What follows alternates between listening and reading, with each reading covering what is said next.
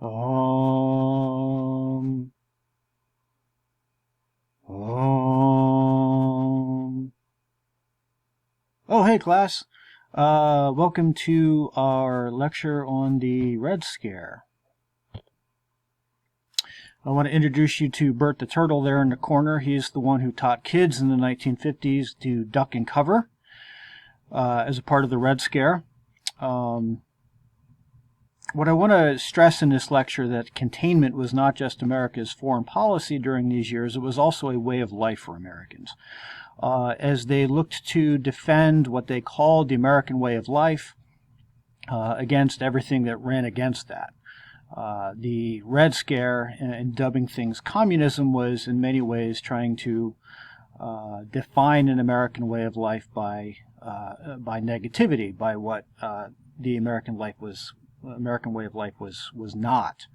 And so what exactly, just to highlight this, right, the central organization for policing communist activities in America, the HUAC, or the House Committee on American Activities, right? It's not the House Committee on Communist Activities, it's the House Committee on American Activities. What exactly is an on-American activity in the 1950s? Well, that was everything from rock and roll and Elvis Presley and Little Richard to, we'll see in some cases, integration, to being gay, to it went far beyond just actual membership in the Communist Party. And Americans defined the American way of life in a lot of different ways. One of the ways that they used was the powerful new medium of television. Here you have one of America's first television shows, Father Knows Best. What exactly is the American way of life according to a show like Father Knows Best, or even just this video clip here? There's a number of things. I'm going to assume that you're pointing out some of the things that we normally would be talking about in class. You might notice that the woman is serving the food, so traditional gender roles.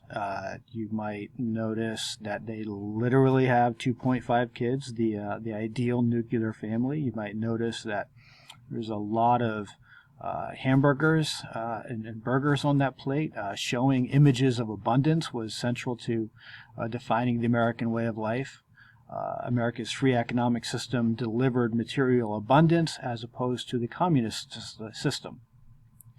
Another thing you might notice is that this family is white. And was that a part of the American way of life in the 1950s? Well, it does suggest what is the place of African Americans in the Red Scare, in the early Cold War years. How exactly did the Cold War affect African Americans? And that's really what we want to center this lecture on today. And I want to suggest that for those African Americans who chose to run afoul of the anti-communist consensus, the American way of life, it was being defined, the Truman Doctrine, whatever you want to call that, these African Americans in many ways saw their lives destroyed. However, the Cold War sword cut both ways. For those African Americans who, as they had chose to do during World War II, to defend American democracy or present themselves as American, these African Americans actually saw some significant progress, legislative, social, during these years. So we'll talk about that as we move forward. I want to center our discussion first on the person of Paul Robeson as our example of somebody who ran afoul of America's Cold War consensus. Now, many of you, I'm sure, have not heard the name Paul Robeson before, and this should be surprising to you. Paul Robeson not only was arguably the most talented African American that ever lived, he was arguably the most talented American that ever lived. Robeson's accomplishments, his talents, his skills, were just unbelievable. Imagine Beyonce and Lamar Jackson and Barack Obama as one person. That's Paul Robeson. So Robeson was born in 1898 in New Jersey. His father was a minister. Robeson distinguished himself early on in high school as a significant talent. Any sport that he played, particularly football, he excelled at. He was also, however, a great actor, a great singer in high school plays, musicals. He was challenged to enter an oratory contest, I believe, his senior year. He would go on to win the state championship as an orator 4 years in a row. And he graduated valedictorian of his class. Just everything this guy did in high school, he was number one at. Now, in many ways, his father pressed him on this. This was an idea at the time that African Americans would overcome racism through the showing of excellence. And so African Americans like Robeson were challenged to work twice as hard, triple as hard as anyone else in order to prove that African Americans were just as capable, competent, intelligent, civilized as any white person. And so Robeson was raised in this way, and he truly excelled. He went to Rutgers University, the City University of New Jersey. There he would play football. Robeson was not the first African American to go to Rutgers, but he was the only African American in the school at that time. His teammates welcomed him onto the football field by knocking him down, breaking his shoulder, stepping on his hands, and ripping out his fingernails. Robeson, not one to back down from a challenge, went back and continued to play football. In fact, he would be an All-American, and he would become an All-American in football at Rutgers. He would excel in multiple sports at Rutgers. He would continue to enter and win oratory contests. He would continue to act in theater at Rutgers, and again, he graduated valedictorian of his class. Just everything this guy did, he excelled at. So what is this Robeson? What's he going to do with his life after college? Father wanted him to be a minister. That was kind of too small a stage for Robeson. So Robeson decided that he was going to go to law school. So he entered into Columbia Law School while studying law. He played NFL football on the side to fund his law school efforts. He eventually did become a lawyer. It became clear to him, his New York firm made it clear to him pretty early on that he was only going to be able to represent African American clients. His white clients he never would be able to have white clients. And he realized that even though for his excellence in law that this was going to not be a place that he was going to be able to distinguish himself. Thankfully for Robeson, he's in New York at a time in which the Harlem Renaissance, this explosion of African American cultural activity, is taking place following the Great Migration of World War I. And Robeson is going to be able to start distinguishing himself now in a way that he had in early years, now not as an athlete, but as an intellectual, as well as by a performer. Robeson will, in the Harlem Renaissance, he will act in plays. There's this new thing called Hollywood and films. Robeson will star in many Hollywood films over the course of his career. But where Robeson really distinguished himself was as a singer. Robeson and his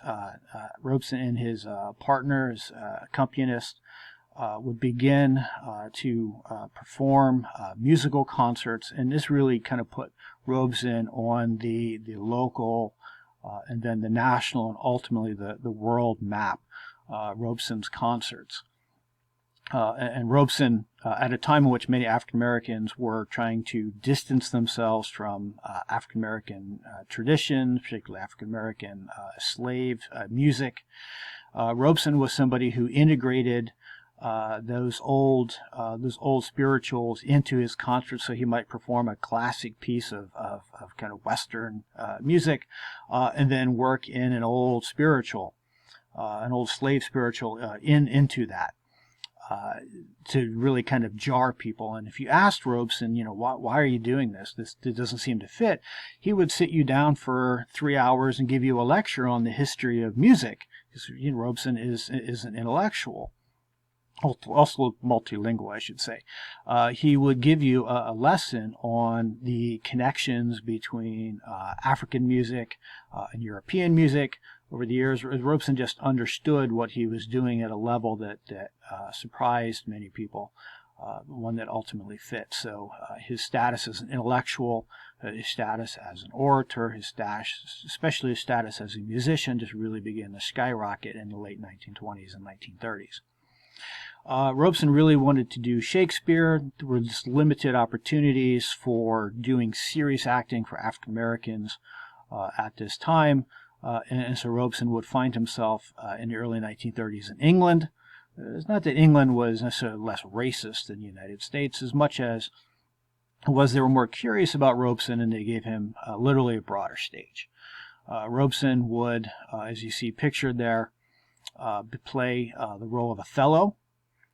Ultimately, he would get to do Othello on Broadway in 1944. It would be the longest-running Shakespeare production of any Broadway play. Robeson began that in England, and so Robeson becoming an international celebrity in the late 20s, 1930s. Just to throw this out there, Robeson would eventually go on by the late 1930s to be the highest-paid concert performer in the world. Try to imagine the greatest global celebrity of our time. I'm not sure who that would be. But for this era, it was Paul Robeson. Robeson in England would begin to develop his political consciousness, if you will. He's in England at a time in which many African intellectuals, people who had been displaced from Africa by continuing European colonialism of that continent. These individuals find themselves in Africa, find themselves in England at this time, and Robeson kind of falls in with this group. And they begin developing his political consciousness and helping him to understand that this discrimination that African Americans face growing up, Jim Crow, that Robeson knew very well, that this was a global phenomenon, that African descended peoples around the world faced discrimination, and ultimately this was rooted in the colonialism of Africa by the European powers. Robeson would, during these years too, begin to travel to the Soviet Union, 1934, 1937. Not unusual for Americans. The Soviets were having tours for Americans during these years, and it's not like when you went to the Soviet Union in the 1930s, like, oh, here's the camps where we kill millions of people. That's not what you see when you're an American going to the Soviet Union. You see the Soviet Union putting on its best and brightest face. You see the Soviet Union as the trying to present itself, at least, as the world leader in anti-racialism. And Robeson is, he's not so much taken with Joseph Stalin per se, or even necessarily the Communist Party, but he does fall in love with the Soviet people during this time, and their commitment to anti-racialism was something that, and global anti-racialism was something that influenced Robeson significantly. So while Robeson is continuing to develop as an artist, as a performer in the 1930s, his political consciousness is developing well too. In many ways, these things combine in 1937 when Robeson will become a member of the Council on African Affairs. This is an international organization. It was formed out of South Africa by a YMCA missionary there. It would include African Americans such as W.B. Du Bois. It would include many of these displaced African intellectuals that had influenced Robeson before, people who would, in the 1950s and 1960s, go on to lead anti-colonial movements against the European powers. These individuals are coming together in this Council on the African Affairs. The CAA, at its heart, was an anti-colonial organization. Meaning that this was an organization that was trying to build international support for ending ending European colonialism in Africa. Robeson would lend his talent as a spokesperson. A lot of the concerts he did, he would highlight the work of the Council on African Affairs. He would highlight the problem of continuing colonialism of Africa. But Robeson was also, like W.B. Du Bois, another member of the group, was able to kind of connect this back home and see, in the same way that Africans were under European colonialism in the 1930s, African Americans were under colonialism in the form of Jim Crow. And so he's able to kind of connect the kind of international oppression, international suppression of African descended peoples, and connect a push for African American civil rights at home to the end of African colonialism within the end of African colonialism by Europe in Africa through the Council on African Affairs.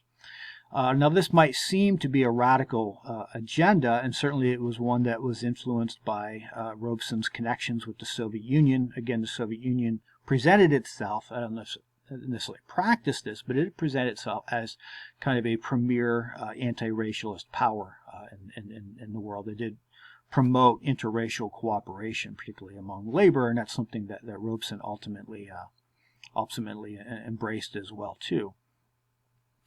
This might seem like a radical agenda, but as America enters into World War II, as FDR is presenting his four freedoms, you see that this is really, his politics were really kind of the mainstream of the country at this time. Not sure if you read about this in your Yelp book yet, but African Americans in World War II launched what they called the Double V campaign, the double victory. African American leaders said, we will help the United States, African Americans are American, we will help the United States defeat fascism abroad, but we want to end fascism at home in the form of Jim Crow. African Americans during World War II became convinced that separate but equal could not work, and Jim Crow just needed to end. They had even Double V campaigns even had funeral processions for Jim Crow. It is time to lay this thing to rest. Robeson and the Council on African Affairs kind of brought a triple V campaign to this.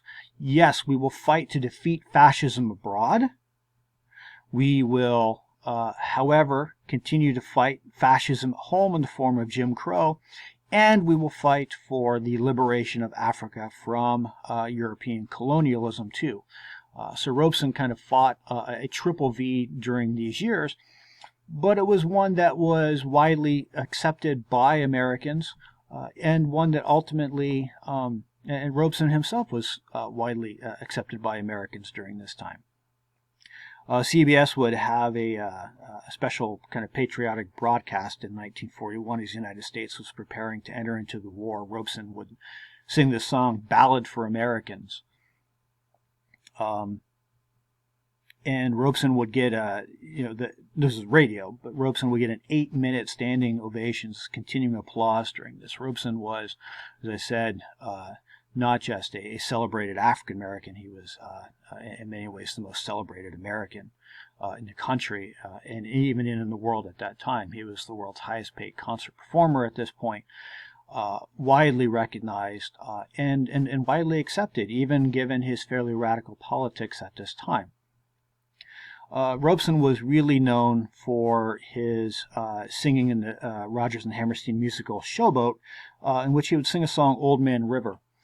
Going to, assuming Screencast is going to work this out, I'm going to play a little bit of kind of the movie version, the traditional version of Old Man River that made Robeson really popular among Americans.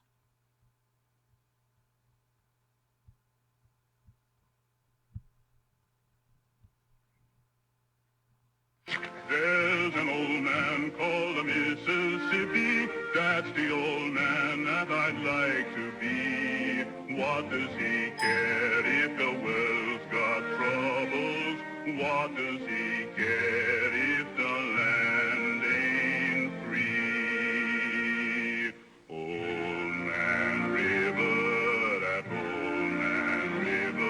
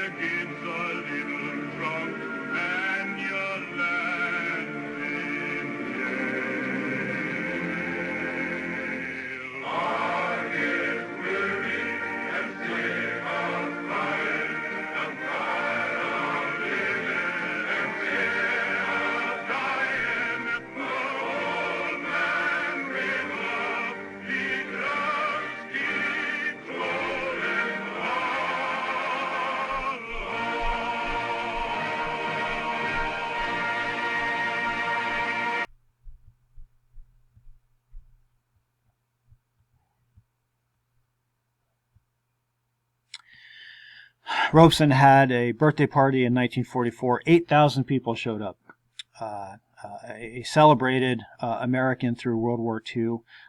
And it seemed like his politics were ones that ultimately were supported by the United States. After all, FDR and the Four Freedoms idea did support an end to colonialism, and many African Americans, African leaders believed that World War II would be the end of African colonialism, as well as be the end of Jim Crow colonialism at home. It's after World War II that Robeson begins to run afoul of the administration, in this case the Truman administration. African American veterans would return from fighting in the war and find themselves facing continued Jim Crow, harassment, and violence.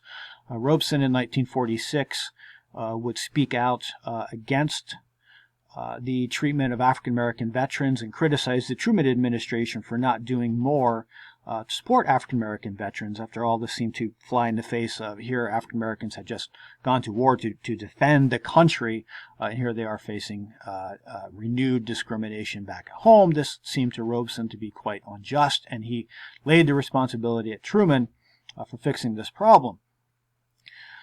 Truman turned this over to HUAC, and HUAC in 1946 actually called Robeson before them. They knew about Robeson's ties to the Soviet Union, his affection for the Soviet Union, and so they asked him the question. The first time they would ask him, it wouldn't be the only time, but the first time that they would ask him this question in 1946. The quote, actually, the picture I have there is from 1956. So apologize for not having the right picture there. We'll get to that picture. He'll ask him in 1946, "Are you or have you ever been a communist?" And Robeson didn't answer the question. He would say, "Look, the Communist Party of the United States of America is a legitimate political party, and I have as much right to be a part of it as any other American." Which is true. The Communist Party was not outlawed at this time. It would be in 1950. It was not in 1946. Leading many people to believe that Robeson was a member of the Communist Party. In fact, we know from his family and friends, Robeson himself would never say one way or another he was not a member of the Communist Party. His support for the Soviet Union, for communism, lay more in its anti-racialism, less so for its politics, certainly not for its totalitarianism. Robeson would get himself in deeper with the Truman administration when he criticized the Marshall Plan. And you guys should have watched the Marshall Plan video by now. Why, given how useful this was for U.S. policy to help rebuild Europe, how much Europeans wanted the Marshall Plan, how widely popular the Marshall Plan was in Europe, why would Robeson criticize this plan? This is what Robeson had to say about the Marshall Plan. The Marshall Plan, according to Robeson, quote, represented the enslavement of our people all over the earth, including here in the United States on the cotton and sugar plantations and in the mines of North and South Africa. Aid to Europe under the Marshall Plan for Robeson meant, quote, legal sanction for sending guns and troops to the colonies in Africa to ensure the enslavement and terrorization of our people. They will shoot our people down in Africa just as they lynch us in Mississippi. Was Robeson right? What Robeson was suggesting here is that if the United States provides aid to Europe under the Marshall Plan, African colonialism will continue. Was Robeson right? Yes, he was right. Think about it. Who were the primary colonizers of Africa at this time? England, Germany, France. Who was getting aid under the Marshall Plan? England, Germany, France. Was Marshall Plan money coming into Europe, allowing European countries then continue to hold onto their colonies in Africa? Absolutely. In fact, France actually doubled its expenses trying to hold on to its colonies in Africa during these years. And so Robeson was exactly right, given his politics under the Council on African Affairs. If he wanted to see an end to colonialism in Africa, which he believed would trigger an end to Jim Crow, segregation, and discrimination in other countries like the United States, Robeson was supremely discouraged by the Marshall Plan, and it seemed that he had every right to be so. The United States was in many ways bankrolling European colonialism in Africa through the Marshall Plan. Nevertheless, this was not a way to win friends and influence people, certainly not in the midst of the Red Scare. And so Truman and his team begin looking for an excuse, a reason to bring Robeson down. They believe they find that in 1949 when Robeson attends the Paris Peace Conference, a conference of celebrities, intellectuals from around the world who gather in Paris to talk about how do we avoid World War III.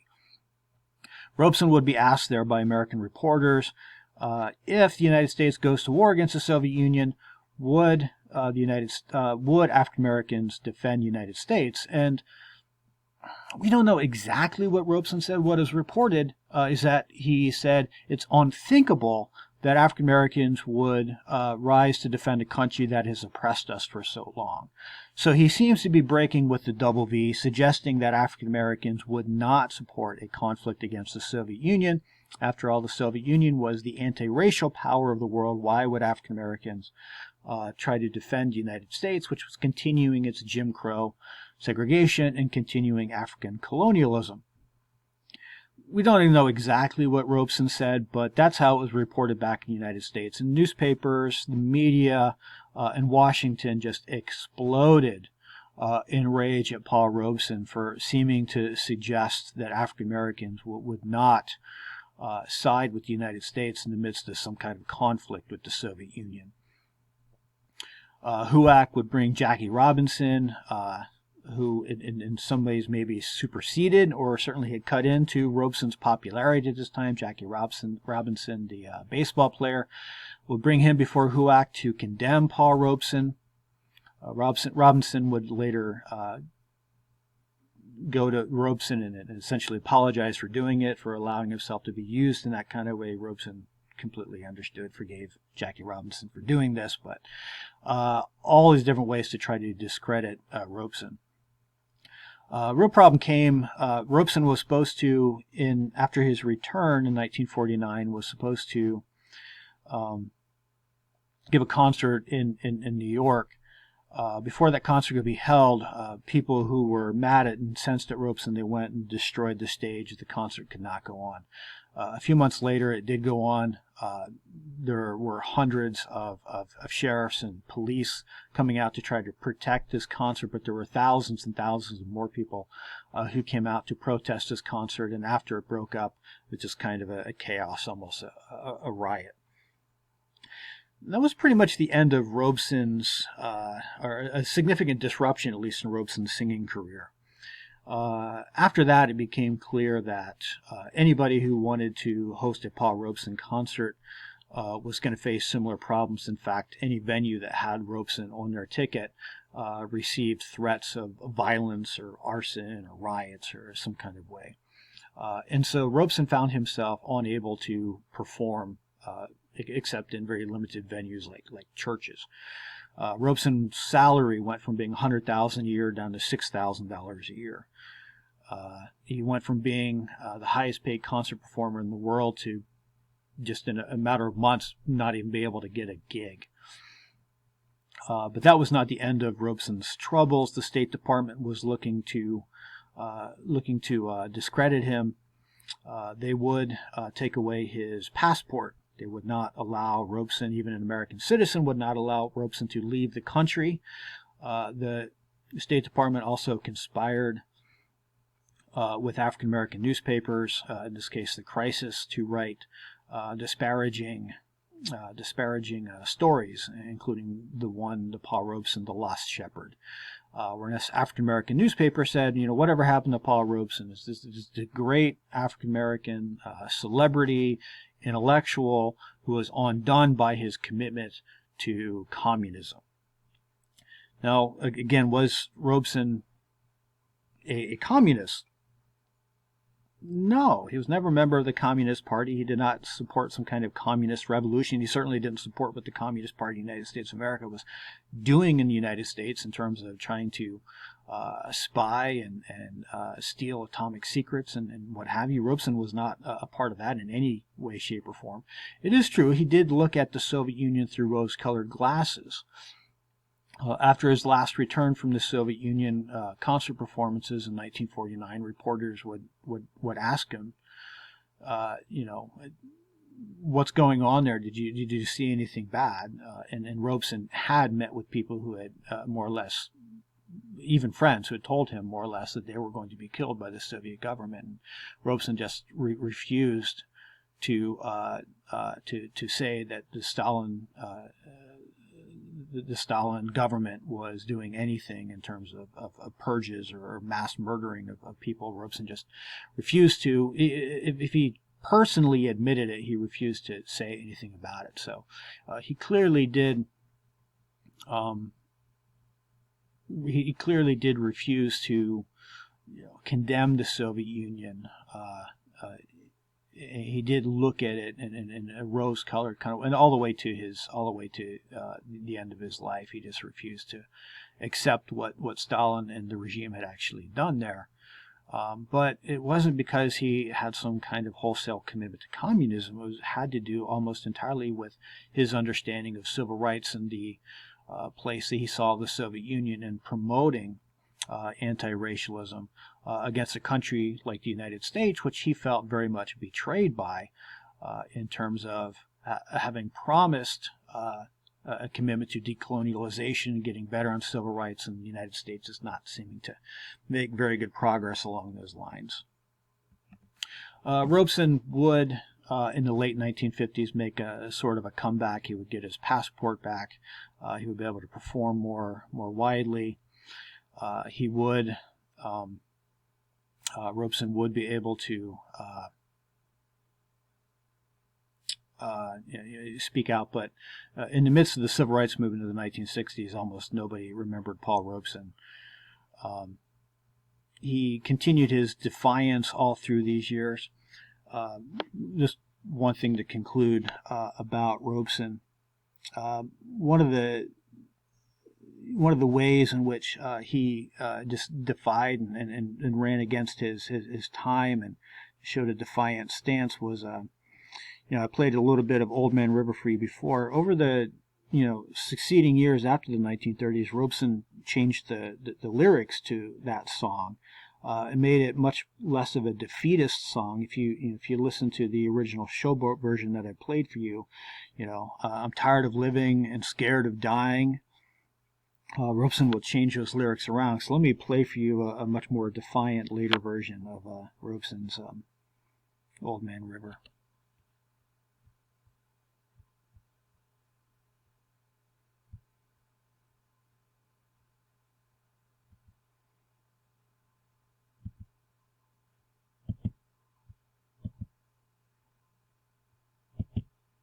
Well, we'll get there. We are being censored. America's news outlets no longer provide the truth. I'm Joshua Phillip. There's an old man called the Mississippi. That's the old man I don't like to be. What does he care if the world's got troubles? What does he care if the land ain't free? Old Man River, that old man River, he must know something, but don't say nothing. He just keeps rolling, he keeps on rolling along. And you gets a little drunk and you lands in jail became you show a little grit and you land in jail. Sam that plan, Sam, is soon forgotten, but old man River, he just keeps rolling along. You and me, we sweat and strain.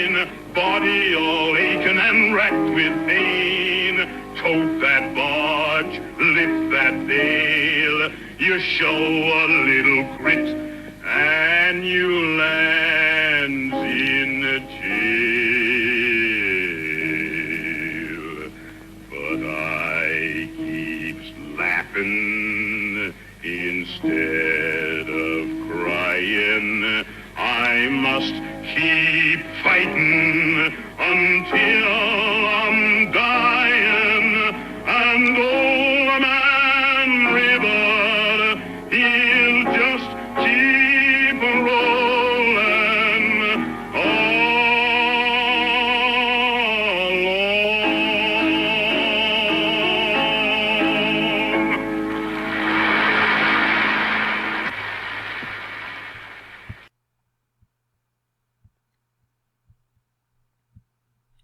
Never ceases to give me chills.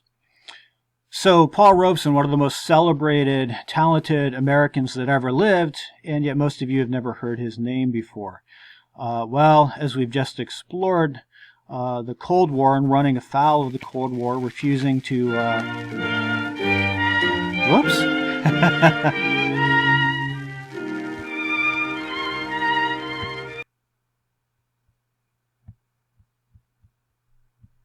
Sorry about that.